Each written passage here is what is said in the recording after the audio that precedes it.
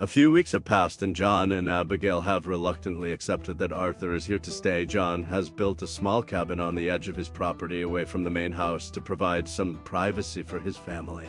One afternoon, John is working on the ranch, tending to the horses, when he hears the sound of hammering coming from Arthur's cabin. He looks over and sees Arthur adding fortifications to his cabin. Curiosity piqued, John approaches cautiously.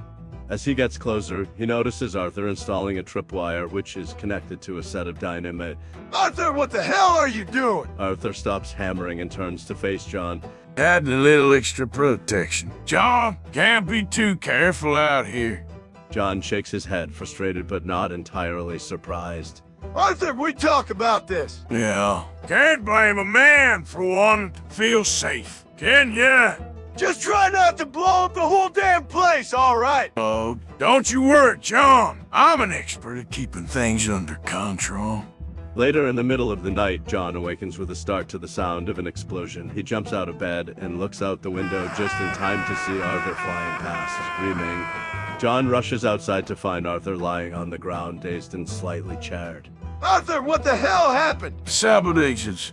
Arthur, this was your own damn fault. You're the one who set up those trippers all around your cabin. Abigail came running out of the house after hearing the commotion.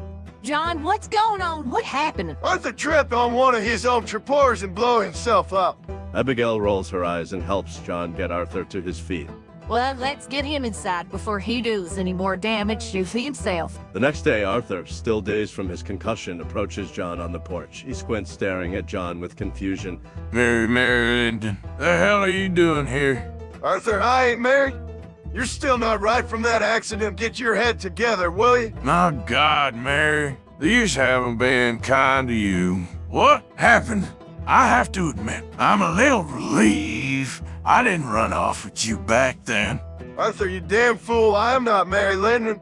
I'm John Marston, your friend. Oh, come on, Mary. You can drop the act. I know it's you. You just grew a beard and aged like a fine wine. A very, very sour wine.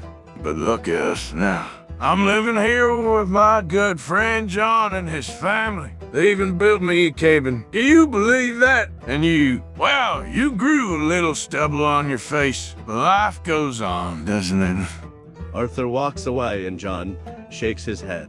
Jesus Christ! Later, John and Abigail are standing near the window, looking outside. Abigail, I'm taking Arthur to the doctor in Blackwater.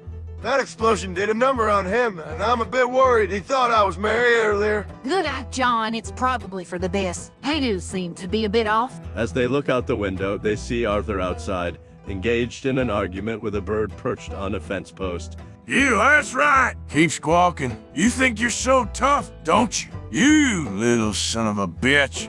The bird squawks loudly and flies away, and Arthur chases after it. We need to get him checked out. Later, John approaches Arthur outside the barn by the wagon. All right, Arthur. I need to go into town to pick up some supplies. Can you lend a hand? Sure thing, little Johnny Marston. By the way, I saw Mary around here earlier. Mary Lyndon, remember her? You gotta see her now, John. Well, let's just say we don't all age gracefully. John rolls his eyes but doesn't respond. As Arthur moves to get into the wagon, he accidentally bumps into one of the draft horses. Oh, excuse me, madam. Didn't see you there. John rolls his eyes and they take off, making their way to the doctor's office in Blackwater. Once they arrive in town, Arthur looks up and notices they've stopped in front of the doctor's office. The doctor. Wait, I thought we were picking up supplies. John, I don't need a doctor. I'm fine. Really. You sure about that, Arthur? Watch this!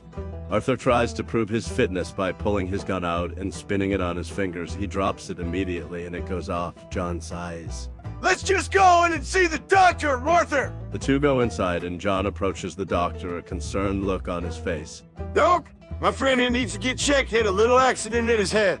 Thinks he's seeing things. The doctor nods, beckoning Arthur over. Arthur, standing near a skeleton model, starts fighting it.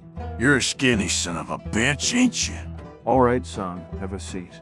The doctor sits Arthur down and begins by asking him a series of questions. What year is it? 1899. The doctor and John exchange worried glances. And who do you think the president is, son?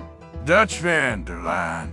John sighs deeply. The doctor finishes his examination and turns to John.